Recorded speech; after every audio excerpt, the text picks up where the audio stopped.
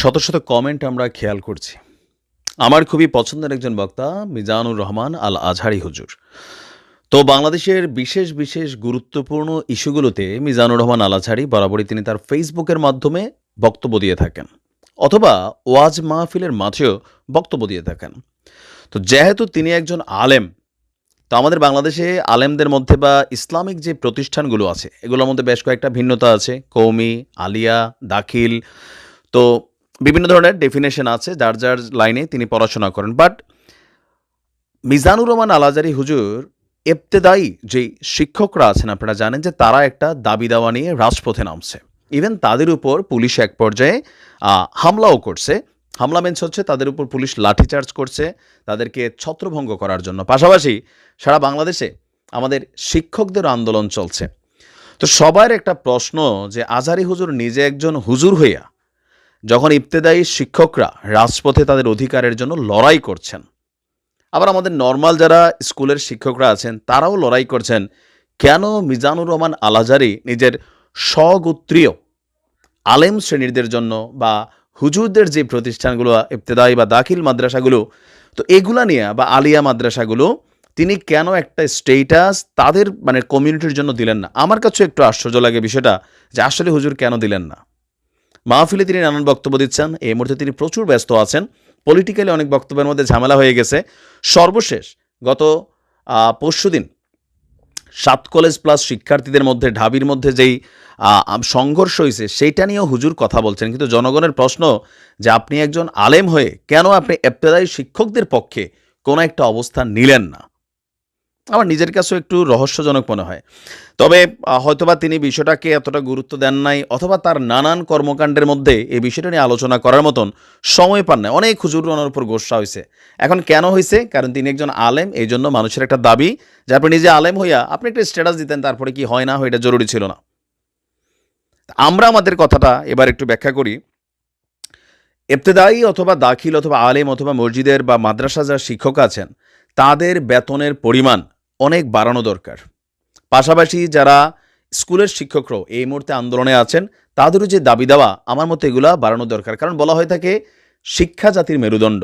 এবার এটা ধর্মীয় শিক্ষা হোক, তারপর হচ্ছে পাঠ্যগত শিক্ষা হোক, সবগুলাই একজন ব্যক্তি মানুষের জীবনে সকল শিক্ষকের গুরুত্বপূর্ণ একটা ভূমিকা থাকে।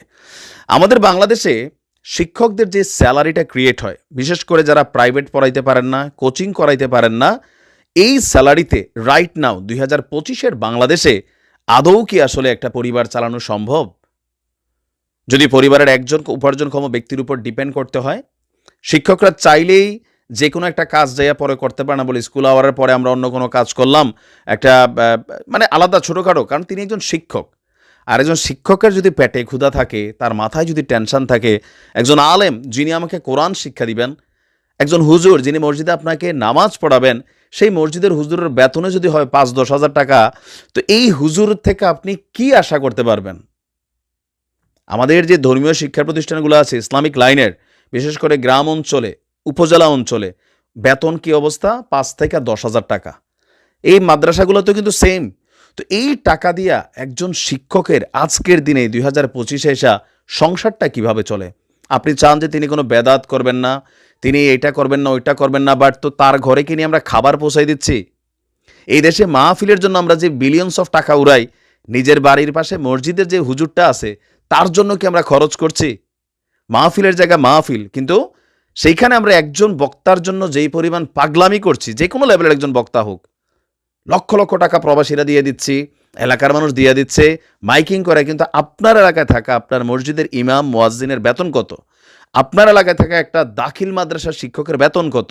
সেগুলোর ব্যাপারে কি আমাদের কোনো ভূমিকা আছে? এই জাতি হচ্ছে অতি উৎসাহী ধর্মের জাতি। আমি এটা কিন্তু ভাবি, বাংলাদেশে যেই পরিমাণ আমরা ধর্মপ্রাণ ফেসবুকে ওয়াজ মাহফিলের বেলায়, কিন্তু ব্যক্তি জীবনে আসলে আমাদের এই অ্যাপ্লাইটা কোথায় হচ্ছে?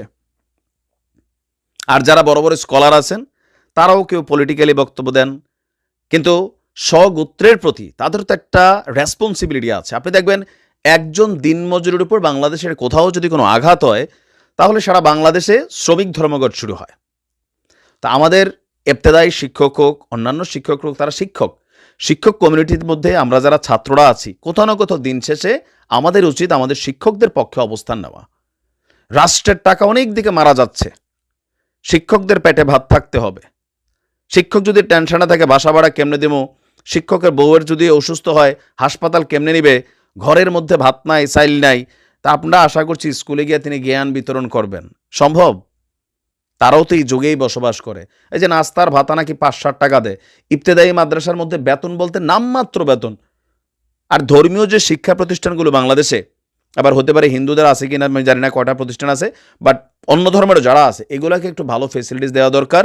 বিশেষ করে আমার লোকাল যে মসজিদের ইমাম আছেন, মুয়াজ্জিন আছেন, বেসরকারি যতগুলা এই হাফিজিয়া মাদ্রাসাগুলো মানে আছে, সেইখানে সরকার হয়তো ভর্তুকি দিবে, অথবা এগুলার বেতন কাঠামো সরকারের পক্ষ থেকে আসা উচিত। আর আমরা যারা আছি এক এক ওয়াজ মাহফিলের জন্য কোটি টাকা খরচ করে ফেলি, স্পন্সর করে ফেলি, কিন্তু ওই যে বাড়ির পাশে মসজিদ, হুজুরের দিকে আমাদের চাওয়ানোর সময় নেই। এগুলো থেকে আমাদেরও বের হইতে হবে। আর আজারির মতন যারা আছেন, আমি মনে করি আপনাদেরও একটা রেসপন্সিবিলিটি আছে হুজুর, অন্তত এই সকল ইস্যুতে আপনারা একটু স্ট্যাটাস দিলে হয় কি, যে হয়তো আপনার স্ট্যাটাস ওইরকম কিছু হবে না, কিন্তু কিছুটা প্রভাবিত হবে, শিক্ষকদের মনগুলো শান্ত হবে। আমি সবসময় আপনার কি বলা হয় যে পজিটিভ একজন সাপোর্টার, বাট আমার কাছেও মনে হয়েছে যে আপনার এখানে একটু ছোট্ট ভূমিকা রাখা দরকার ছিল। নিশ্চয়ই আপনি আমাদের এই বক্তব্যগুলো শুনবেন, ভূমিকা রাখবেন। ভালো থাকুন, আসসালামু আলাইকুম।